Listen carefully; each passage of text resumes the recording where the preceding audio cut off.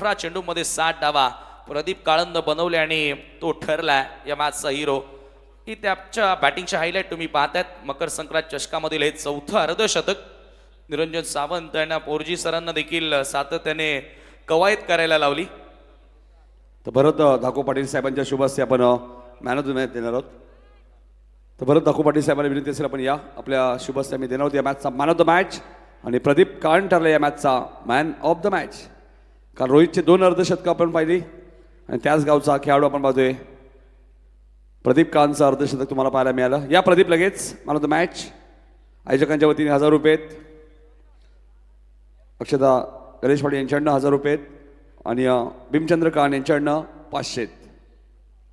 साहेबांना विनंती असेल या. टोटल 2500 रुपये.